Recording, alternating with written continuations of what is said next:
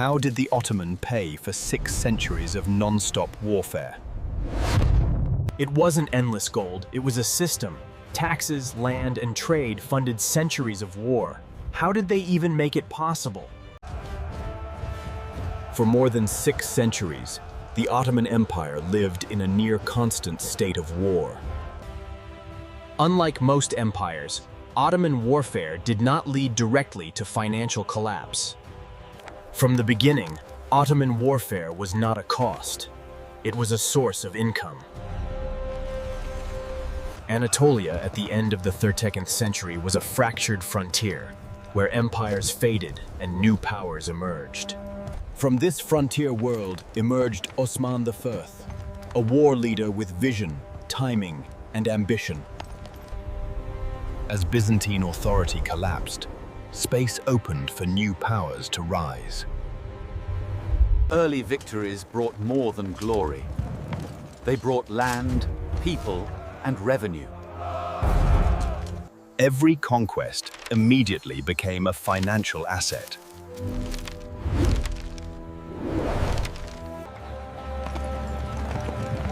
Geography placed the Ottomans at the crossroads of the medieval world.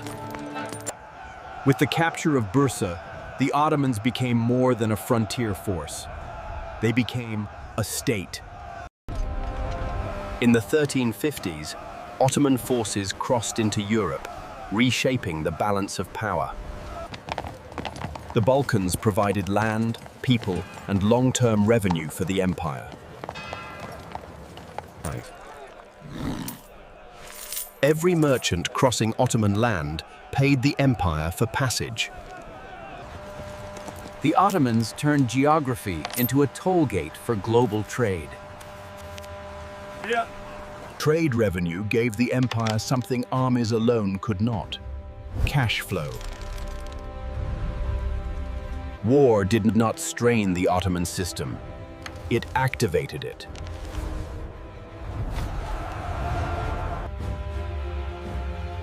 The Ottoman Empire was built not just on conquest, but on financial design. Across Europe, kings struggled to pay armies that demanded cash or disbanded. The Ottoman army functioned without the financial panic seen elsewhere. Ottoman strength came from systems, not heroic improvisation. Mobilization became predictable, efficient, and repeatable.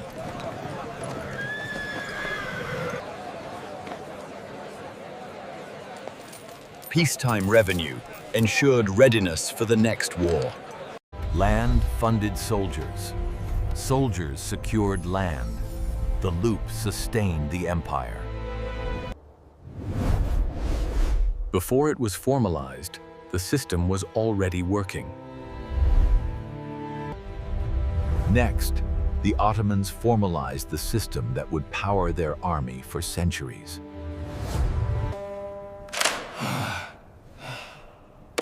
For most states, the greatest cost of war was payroll. The Ottomans chose a radical solution. They stopped paying soldiers in cash.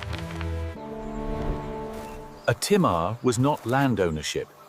It was the right to collect taxes. The Sipahi armed himself, trained himself, and rode to war, funded by the land. By eliminating salaries, the Ottomans eliminated the greatest risk of military collapse. A Sipahi who destroyed his village, destroyed his own income.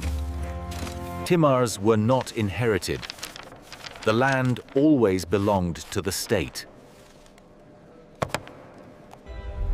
Without hereditary landowners, no rival aristocracy could challenge the Sultan.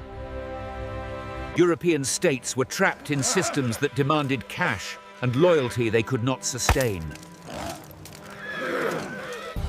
Ottoman wars lasted longer because they cost less to sustain.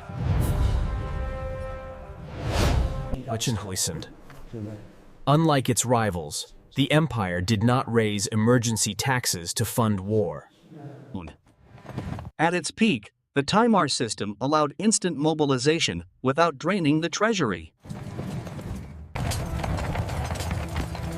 Cavalry alone could not capture cities or hold fortresses. The Ottomans needed soldiers loyal to the state alone. To balance the cavalry, the Ottomans created something new, the Janissaries. Through the Devshirme, the state selected children from its Christian provinces. The Janissaries were not feudal retainers. They were a standing army built by the state. Through the Devshirme, the state selected boys from its Christian provinces for service. The cost of raising soldiers was borne by conquered populations, not the treasury.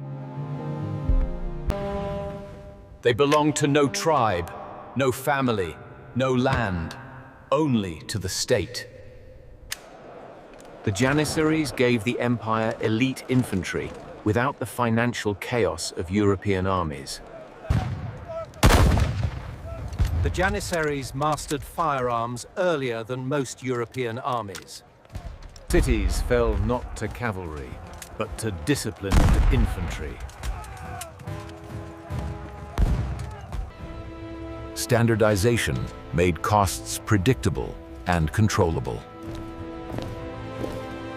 War became an administrative extension of the state.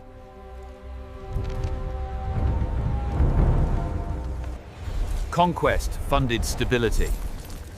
Stability funded the next war.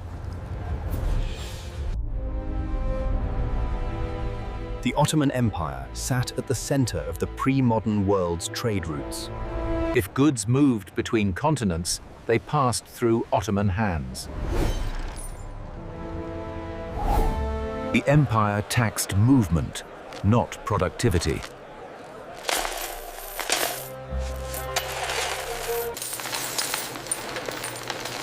Empires survive on cash flow, not hoarded treasure. Trade paid for war. War protected trade.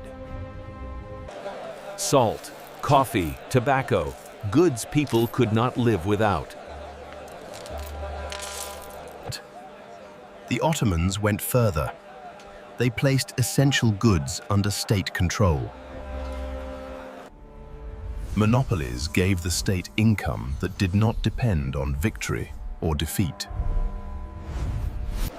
These monopolies were the ancestors of modern strategic industries. Not every territory was ruled directly. Some were made profitable without occupation. Tribute was cheaper than bureaucracy and more reliable than conquest. It cost far less to accept tribute than to rule directly. Protection became a service the empire sold to its neighbors. Tribute provided steady income with minimal expense.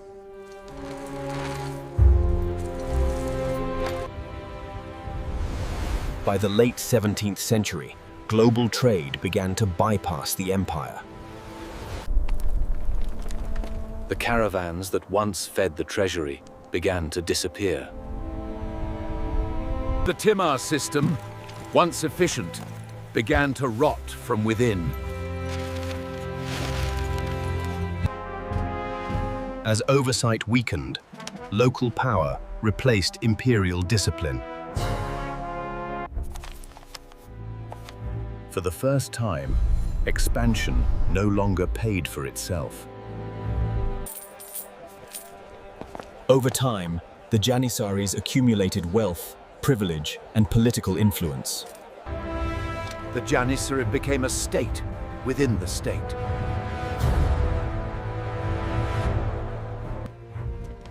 They resisted reforms that threatened their privileges.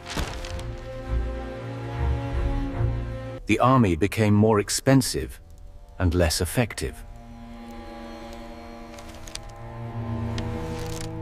While others modernized, the empire hesitated and paid the price.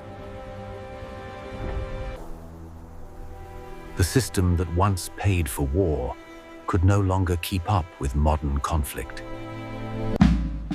To survive, the Empire adopted European-style armies.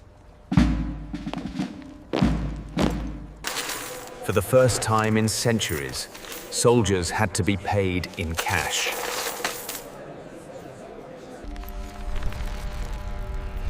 Military costs rose faster than the empire's ability to pay. To survive, the empire turned to foreign loans it could not control. Loans no longer funded growth. They funded survival. Interest replaced invasion as the weapon of control.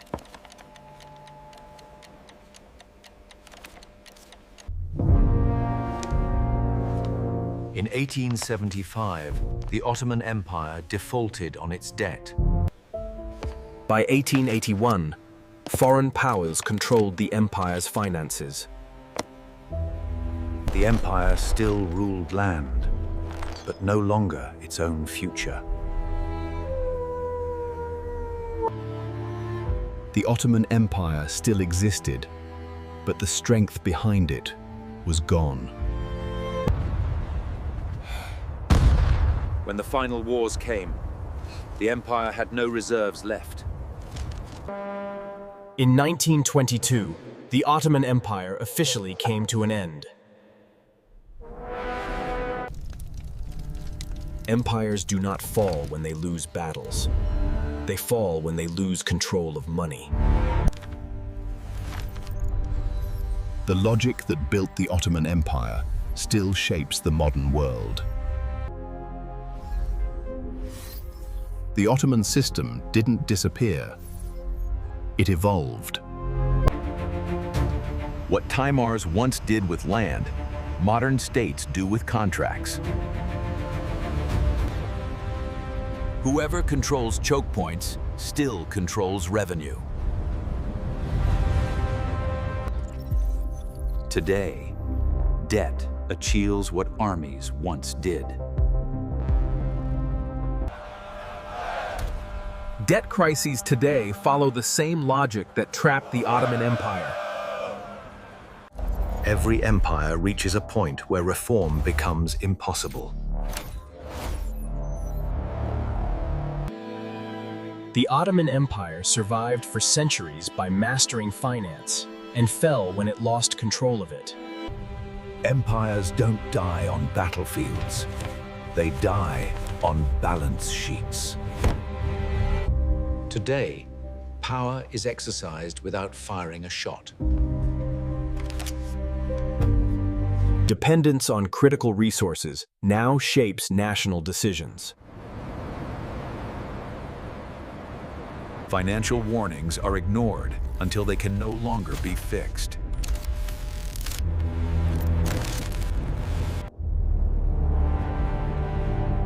History does not warn twice.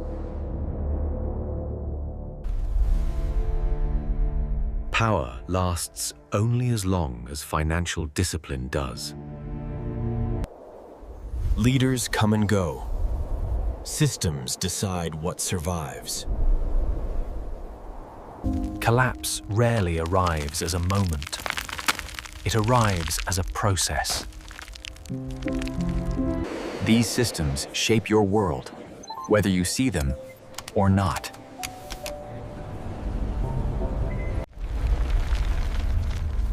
Understanding history is the first defense against repeating it.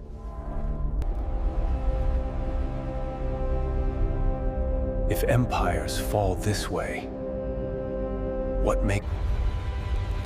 What makes societies different is not strength, but structure. For centuries, the Ottomans aligned war, revenue, and discipline. when costs outgrew discipline, The system collapsed.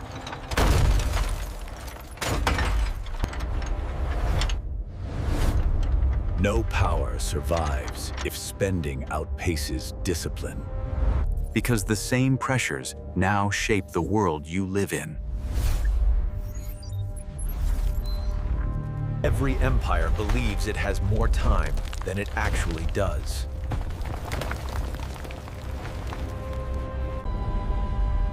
Power survives only when systems remain disciplined. History doesn't predict the future.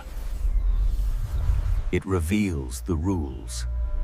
The question is not whether systems fail, but whether we recognize it in time. Empires rise, stabilize, overextend, and fall. The pattern never changes. The Ottomans survived because their system made war affordable. They fell when spending outpaced structure and debt replaced discipline.